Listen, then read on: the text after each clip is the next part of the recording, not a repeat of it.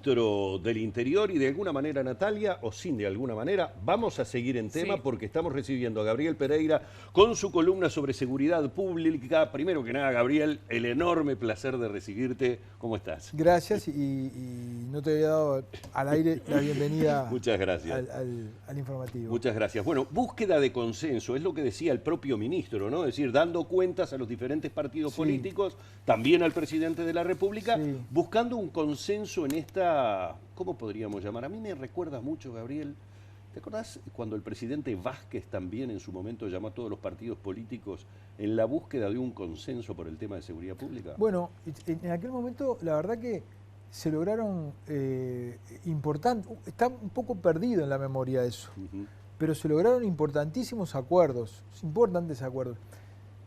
Quizá estaba muy enfocado en lo policial, y a mí me parece que una cosa que tiene de interesante este documento es que saca la seguridad pública, o por lo menos algunos de los ítems, de lo estrictamente policial.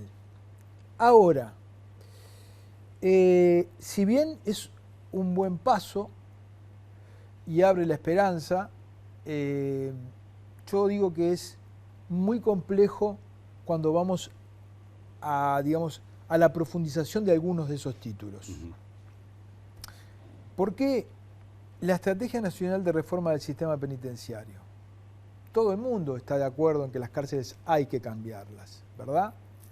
Sin embargo, no hay un consenso y de hecho la ciudadanía tuvo que enfrentar un referéndum sobre dos visiones que hay respecto de la seguridad pública, y es una visión más punitiva que apuesta al encierro, inevitablemente, y otra menos punitiva. Yo le pregunté hasta acá a Luz y a Manini si cuando los delincuentes pasaban por la cárcel salían mejor o peor, y la respuesta es: salen peor. Entonces, ¿para qué? Si salen peor, aumentan los años de pena, ¿verdad? La clase política se ha visto como un poco embretada para responder a los reclamos de la ciudadanía de un poco más de mano dura, sabiendo que la herramienta que tiene no rehabilita. Entonces, cuando aterrizamos esto, uno puede decir: sí, estamos todos de acuerdo en que hay que reformar el sistema penitenciario. La cuestión es cuando bajás y ves en la letra chica, en el hilado fino, si esto, digamos, puede llegar a buen puerto, ¿no? Lo otro, las libertades asistidas. Otro punto que en la ley de urgencia estuvo planteado, ¿no? La ley de urgencia limitó un montón de medidas que había para liberar adelantadamente a los delincuentes, ya sea por trabajo, por estudio.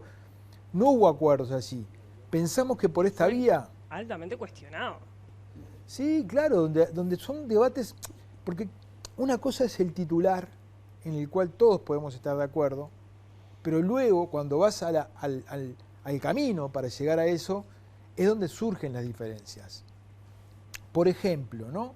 Programa de atención a penados con el uso problemático de drogas. Esto se inscribe dentro de otro gran tema, que es la salud mental en general.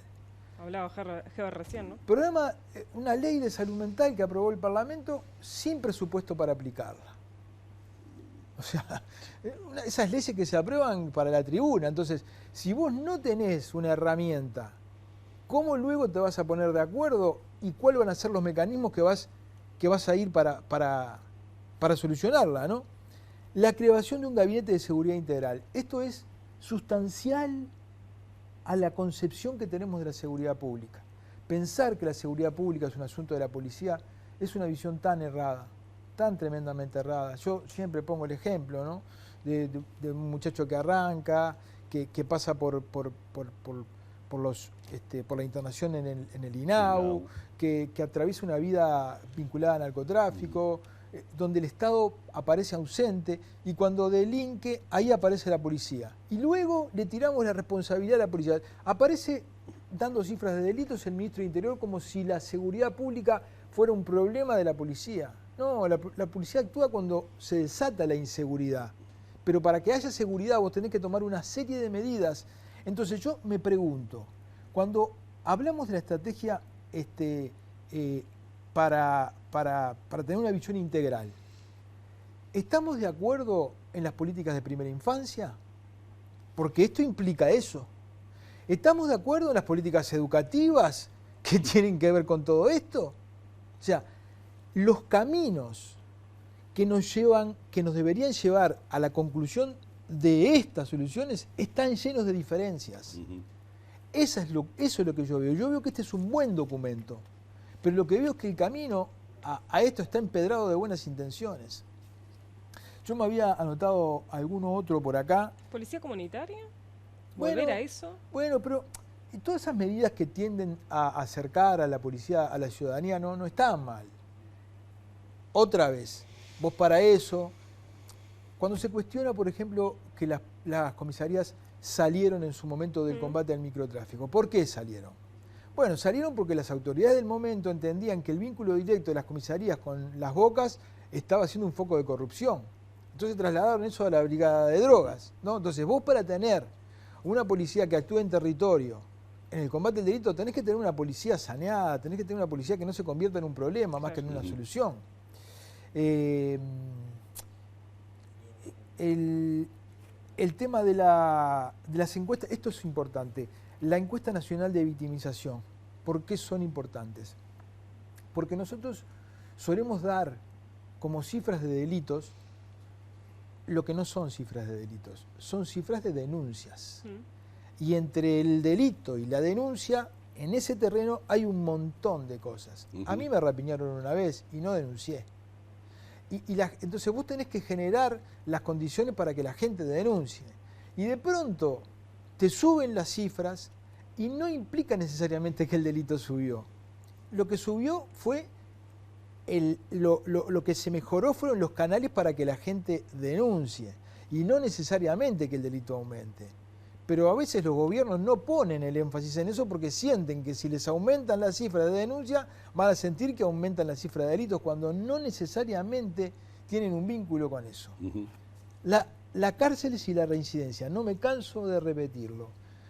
Sabiendo los problemas que tenemos en las cárceles, este país no sabe, un Estado con todos los presupuestos que tiene, no sabe cuál es el índice de reincidencia de las cárceles uruguayas porque nunca se midió. ¿Puede caber en la cabeza de alguien esto? Que no sepamos. Es tan importante medir los índices de reincidencia que a vos te permitiría en una misma cárcel que tiene distintos módulos aplicar políticas selectivas, porque vos podrías ver que la reincidencia en el módulo 1 es mucho más baja que en los otros. Entonces podrías decir, ¿qué está pasando acá que yo podría replicar? ¿Cómo puede suceder eso? Es una cosa inexplicable. Ahora, Gabriel, las autoridades saben lo mismo que sabes tú. Obvio, por supuesto. Conocen que los números tienen que ver con las denuncias, conocen que no se está trabajando con números ciertos en el tema de reincidencia. Entonces la pregunta es, más allá de las buenas intenciones de las que hablaste al principio, ¿cómo armás un documento sobre seguridad pública en base a datos que sabés que no son fidedignos? Y que vos necesitás los datos para aplicar políticas públicas. Vos no podés aplicar políticas públicas sin datos precisos.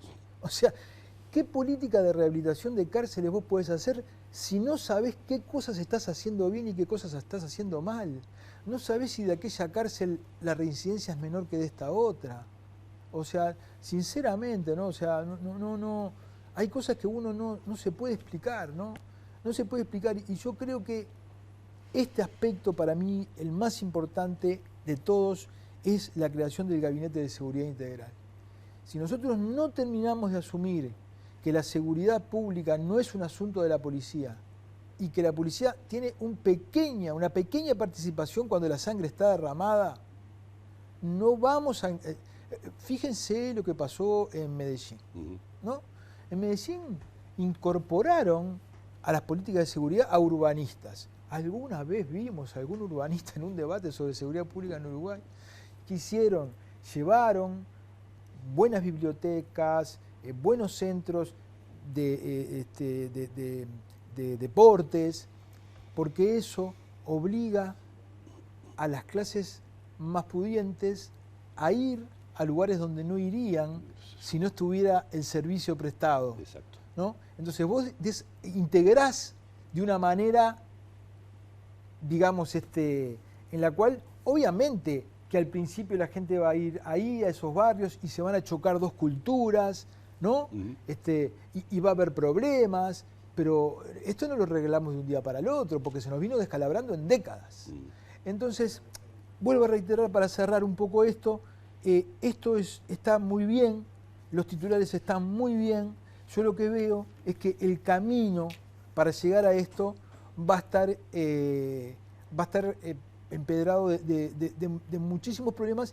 Y hay una cosa que vos decías antes de empezar, y que se requiere una gran generosidad y de responsabilidad política. Porque si esto se aplica y da buenos resultados, el gobierno los va a reivindicar como tal.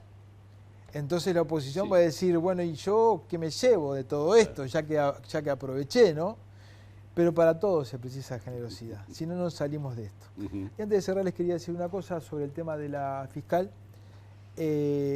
Poco rato antes de la reunión entre el fiscal de corte y la fiscal Fossati, el fiscal de corte volvió a reiterar su decisión de sacarla del caso. O sea, nada indicaría que en esa reunión al fiscal de corte le hubieran cambiado. No estamos en condiciones de afirmar que la fiscal Fossati ya no está más en el caso Astesiano. Lo que sí estamos en condiciones de decir es que el fiscal de corte entró a la reunión decidido a separarla del caso Astesiano. ¿Está obligado el fiscal de corte a fundamentar esa decisión? Siempre que el fiscal de corte, él mismo me decía el otro día que cuando un fiscal pide para salir de su área, tiene que fundamentarlo. O sea que yo supongo que cuando el fiscal de corte toma una medida de estas características, tiene que fundamentarlo. Acaba de abrir otro. Está previsto que el fiscal de corte haga una conferencia de prensa entre 3:30 y 4 de la tarde. Exacto. Hay que recordar que los fiscales se rigen por 3 principios, que son la independencia técnica, la unidad de acción y el principio de autoridad. Los fiscales están sometidos al principio de autoridad de un fiscal de corte que puede decidir sacarte, ponerte, cambiarte.